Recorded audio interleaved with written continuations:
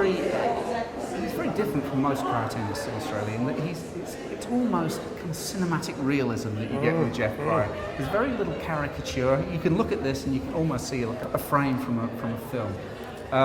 This was done at the very beginning of the Afghan war in Afghanistan, and it refers back to the first Afghan war, and it ended in utter disaster with the entire British expedition killed by... so we're back there again. And here we are again, and he's saying somewhere along the Khyber Pass, Lord Elphinstone utters his last words. I can only hope, my boy, that my mistakes are not repeated by those who follow us. It's a good example, isn't it? The cartoonist bringing perspective to raw politics at the moment. Absolutely. Also got antagonism in it. Some of the other cartoons we've looked at have been just a visual image of something that's gone wrong. Yeah. But here you've got actually winners and losers about to... their swords and weapons are getting close to one another. You can see them at the back here. 10 seconds after this, we wouldn't want to be watching. No, this is... privileged moment. But it's in black and white, so it wouldn't be quite so bad. Okay, if only the world was. Jeff Pryor really liked historical cartoons. He likes to make those historical references, and I think that's why his work is so rich. Okay. So you've got to have a pretty pretty learned person being the cartoonist. He has to know a lot of stuff. It's not just the drawing and the imagery. It's actually knowing things. Yeah, that's absolutely working right. out a way in which that knowledge can be brought forward. Yeah. Let's have a look at some more recent cartoons of Julia Gillard. And Kevin. And Kevin. We need to see Kevin as well. We can't ignore Kevin. Okay, Russ, this is a good example. Australia's first female Prime Minister. Here she is dressed beautifully as though she's sovereign of the world. But there's another little figure at the background. Yeah, the other little figure who's, despite having lost his head brutally here, he's not letting go. The teeth are firmly sunk into the back of Queen Julia's dress there. Okay, so here we have two challenges. This person challenged once upon a time and became leader. This person then challenged, replaced him. That's right. And as we know, this person challenged again and replaced her.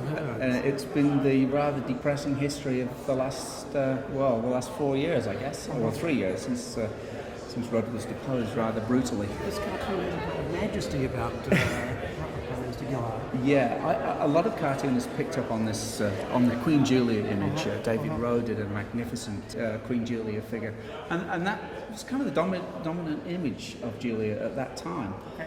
I think it got a little more brutal later in the way that she was depicted, but at that time she was seen as this kind of very regal figure. What's happening down here? The cartoonist has used the bottom little image down here. Yes. A bit of language popping up through the carpet. This is, Mark Knight always uses a little figure in the bottom right corner, usually there, who comments on the image and maybe explicates it a little.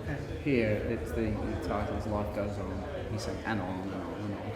It's really this cycle of replacement and challenge, That's right, that's absolutely We've got a chance to look at the Liberal Party as well, because we've got Malcolm Turnbull in the next cartoon. Well, this is the now forgotten brutal loss of leadership by Malcolm Turnbull, of course, defeated by Tony Abbott in 2010, I suppose it was, wasn't it? Alan Moore, I think, has done the best images of Malcolm Turnbull of any of the cartoonists. He's done a whole series of them.